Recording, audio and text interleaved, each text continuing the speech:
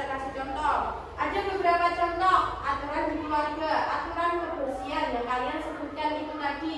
Menyapu, mencuci piring, membuang sampah di tempat sampah. Ada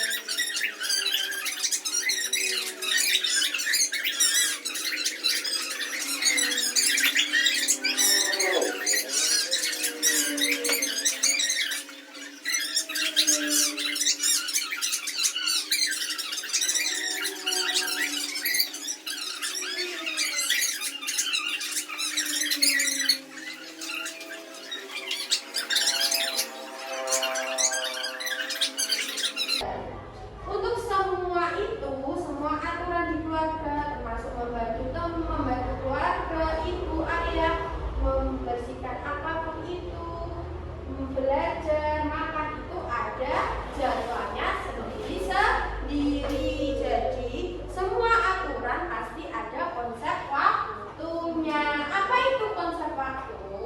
Konsep waktu adalah cara kita menata jadwal kegiatan agar tersusun rapi dan tidak bertabrakan. Kalau kamu konsep waktunya, contoh, jadi ada contoh. Pagi itu kamu harus bangun pagi. Jam berapa bangun paginya ya? Jam berapa?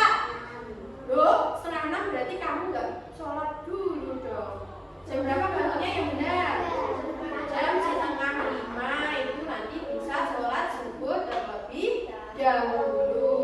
Kalau kamu bangunnya kesiangan pasti akan bertabrakan jadwalnya. Nanti pasti kamu nggak akan sholat. Terus nanti bangunnya kesiangan, berangkatnya kesiangan ke sekolah, lupa nggak sarapan, itu nanti pasti akan kacau semua. Di sekolah pasti kamu nggak akan fokus karena nggak sarapan. Di dalam kelas pasti bilangnya ke guru gimana? Lapar bu, istirahat bu. Siapa yang sering gitu? Bella sering gitu? Ya. Karena kenapa? Bangunmu kesiangan? Iya. Sholat nggak? Kadang di alarm ya di rumah biar bisa bangun pagi. Semua kegiatan kalau di konsep waktunya pasti akan terselesaikan tepat waktu.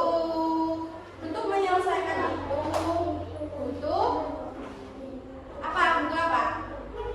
Tanggung jawab dan disiplin waktu ya. Bisa?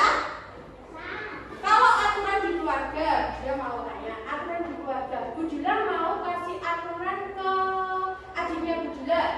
Dan aturan itu harus tersampaikan ke adiknya Bu Jula secara tepat. Jadi Bu Jula mau menyusun kata, menyusun kalimat sebagus mungkin. Kalau menyusun kalimat kita harus dengan apa? Memperhatikan SPOK. Apa itu SPOK? Subjek, predikat, objek, dan keterangan waktu atau tempat. Tujuannya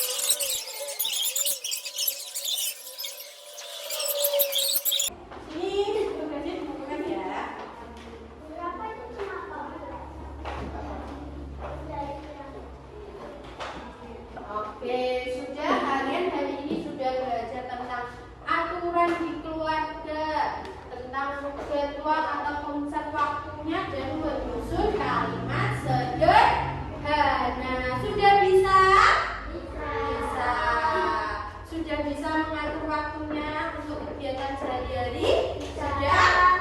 Sudah.